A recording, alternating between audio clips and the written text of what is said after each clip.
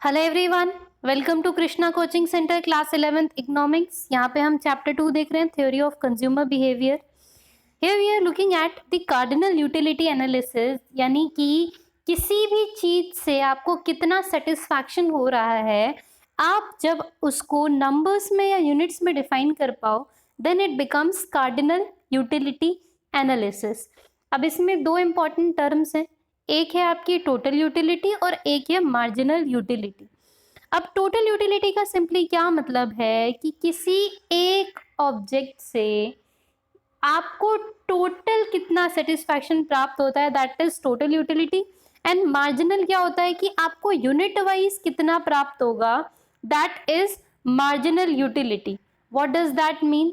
That simply means, आप ये देखिए, अगर हम इसको थोड़ा सा समझने की कोशिश करें कि टोटल यूटिलिटी, ठीक, अगर मान लो मैं टोटल यूटिलिटी और मार्जिनल यूटिलिटी की बात करूं, तो ऑब्जेक्ट 1 था, ऑब्जेक्ट 2 था, ऑब्जेक्ट 3 था।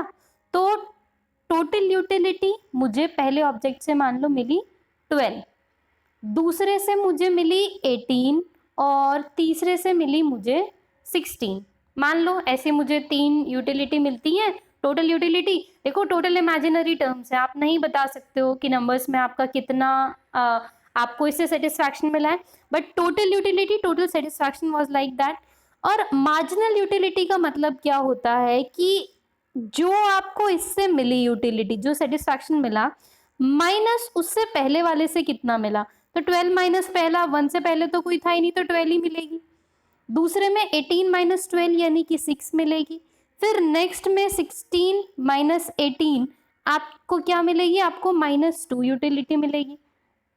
ये है सिंपल आपका मैथमेटिकल टर्म में, बट रियल लाइफ एप्लीकेशन आप ये देखिए, इसका रियल लाइफ एप्लीकेशन इसका सिंपली हमें क्या बोलता है कि जब हम मार्जिनल यूटिलिटी के कंसेप्ट पे वर्क करते हैं, देखो फॉर्मूला क्या बना मार्जिनल यूटिलिटी का, TUN माइनस TUN माइनस 1, यानी कि सिंपली आप ये देखिए, एक जो ऑब्जेक्ट था माइनस उससे पहले वाले ऑब्जेक्ट से जितना सेटिस्फैक्शन आपको मिल रहा था, तो उसको हम बोल देते हैं मार्जिनल यूटिलिटी। अब इसमें इन्होंने एक एग्जाम्पल दे रखा है, यूनिट्स दे रखी है इन्होंने 1 2 3 4 5 6। अब 1 यूनिट से आपको टोटल यूटिलिटी मिली 12, 2 से मिली 18, 3 से मिली 22, 4 से मिली 24, 5 से भी 24 और 6 से 22। ठीक, अब मार्जिनल क्या हुआ? मार्जिनल का सिंपली मतलब है जब आप माइनस कर रहे हो एक में से कोई भी दूसरा, तो वो क्या हो जाएगा मार्जिनल यूटिलिटी। अब 12 माइनस आपने 0 किया होगा तो 12, 18 minus 12 6, 22 minus 18 4, 24 minus 22 2, 24 minus 24 0 and 22 minus 24 minus 2। ठीक है, अब टोटल किसको कैसे मिली ये हम, ठीक है, हम नहीं बता सकते इसको क्वालिटेटिव टर्म्स में, बट अब हम देखते हैं जरा मार्जिनल यूटिलिटी पे गौर करिए।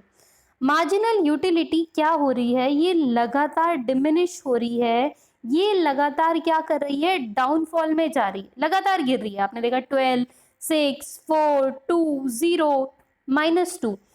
इसका क्या मतलब है? आप ये देखिए, इसका सिंपली मतलब है कि जो सेटिस्फैक्शन मुझे पहली यूनिट से प्राप्त हुआ, उतना ज़्यादा सेटिस्फैक्शन मुझे सेकंड से नहीं हुआ, फिर थर्ड में उससे कम, फोर्थ में उससे कम, फिफ्थ में तो ज़ीरो सेटिस्फैक्शन मिल रहा था मुझे, सिक्स्थ में तो माइनस में ही चला गया। इसका सिंपल एग्जाम्पल आप ये देखियो, देखो कि आपको बहुत भूख लगी थी, ठीक है, अब भूख लगी थी, आपने कहा मम्मी मम्मी बहुत भूख लगी है, मुझे खाना खाना है, तो मम्मी ने पहली ही रोटी दी। अब फर्स्ट रोटी खाते ही एकदम मज़ा आ गया आपको, मैक्सिमम यूटिलिटी यानी कि 12, आपको सबसे मैक्सिमम यूटिलिटी नसीब हो रही है, मिल रही है। फिर मम्मी ने दूसरी रोटी दी, फिर आपको उसमें भी मज़ा आया, उसमें भी आपको मार्जिनल यूटिलिटी मिली पर फिर से कम। तीसरी रोटी में आप ये देखो और कम हो गई, चौथी में और कम, और पांचवी रोटी तो बस आपने कह ली कि हाँ ठीक है, इससे मुझे कुछ संतुष्टि पेट में तो नहीं मिल रही है, बट हाँ ठीक है, मम्मी खुश हो रही है तो मुझे थोड़ा अच्छा लग रहा है, ठीक है, कोई दिक्कत नहीं है। बट अब मम्मी आए आपके सामने, ठीक है, मम्मी कहे तूने कहा था 10 रोटी खाएगा, ये तू कैसे ही पांचवी छठी रोटी पे चुप हो गया, अगली रोटी भी खा। अब आप परेशान कि हे भगवान अब मैं क्या करूं। तो आपने जबरदस्ती एक और रोटी खा ली, बट इस रोटी में आपका सेटिस्फैक्शन किस में पहुंच गया, माइनस में। You don't wanted to eat it, बस आपको जबरदस्ती वो खिलाया गया है एंड वो खा के आपकी हालत और खराब ही हो रही थी। So this is law of diminishing marginal utility, यानी कि हर एक दूसरी यूनिट के साथ कंज्यूमर का सेटिस्फैक्शन गिरता चला जाता है, गिरता चला जाता है, गिरता चला जाता है।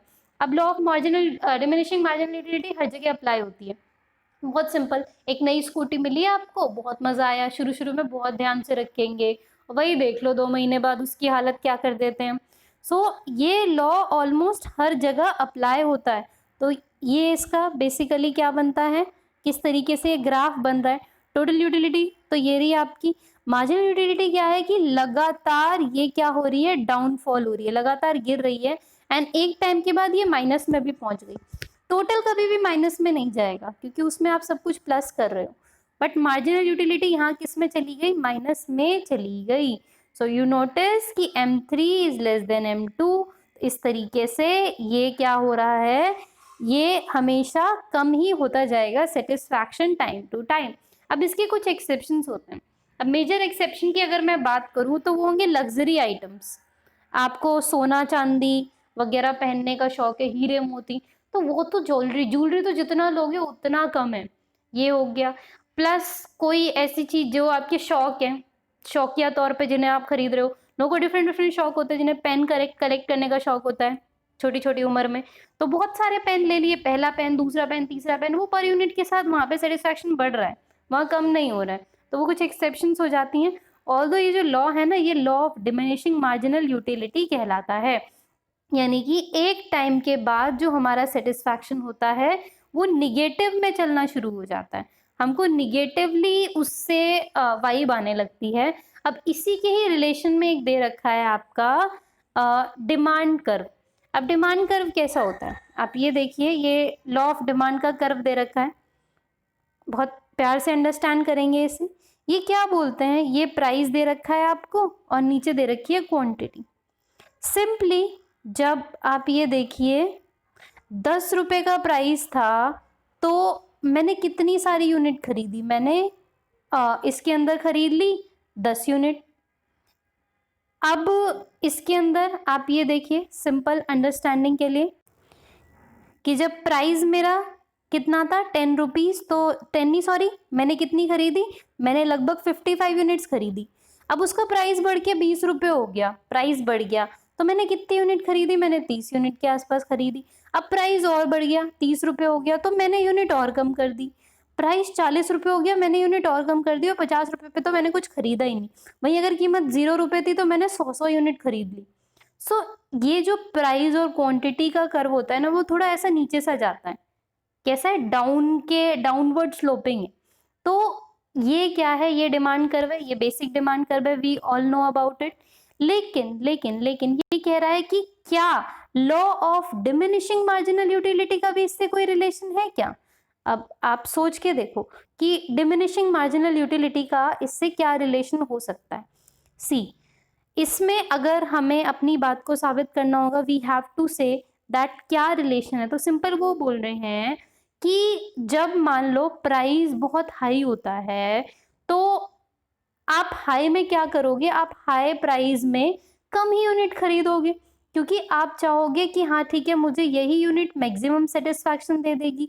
बट जैसे जैसे आपके पास यूनिट बढ़ती जाएंगी ना, आपका सेटिस्फैक्शन क्या होता जाएगा, आपका सेटिस्फैक्शन कम होता जाएगा। तो आप कभी भी उसके लिए ज़्यादा पैसा नहीं खर्च करना चाहोगे, आप चाहोगे कि कम पैसे में सामान मिल जाए। फॉर एग्जाम्पल, बहुत बेसिक सी चीज़ कि आपके पास 2000 रुपये थे मान लो, और आपको अपने लिए स्लीपर्स खरीदनी थी, बढ़िया जूते चप्पल से। अब गए आप, ठीक है, अब आपको एक ही चीज़ की ज़रूरत थी, एक ही जोड़ी की ज़रूरत थी, और आपने एक जोड़ी खरीद लिया मान लो 1500 रुपये में।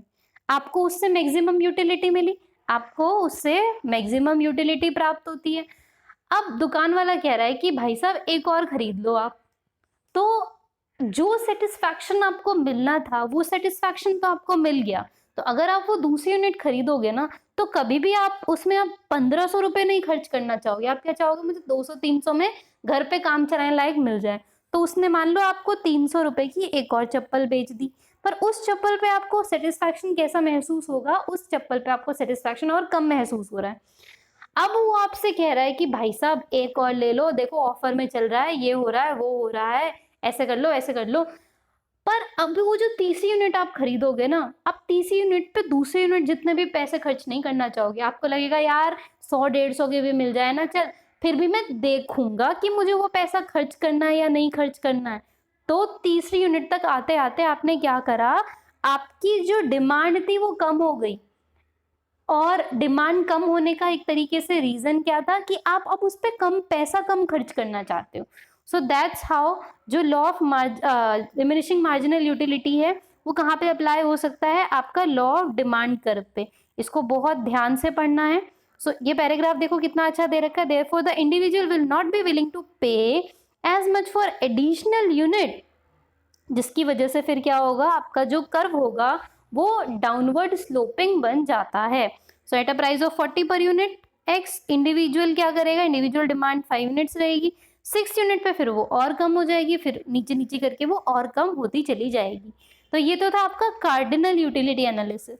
अब आएगा आपका ऑर्डिनल यूटिलिटी एनालिसिस, जिसमें आप प्रेफरेंस दोगे कि हाँ ये फर्स्ट नंबर पे रखना चाहता हूँ मैं, ये मैं सेकेंड नंबर पे रखना चाहता हूँ। तो उसको आप क्या बोल दोगे, उसको आप फिर बोल दोगे ऑर्डिनल। ऑर्डिनल को हम कवर करेंगे अपनी अगली वीडियो में। So thank you so much, I will meet you all in my next video. Thank you.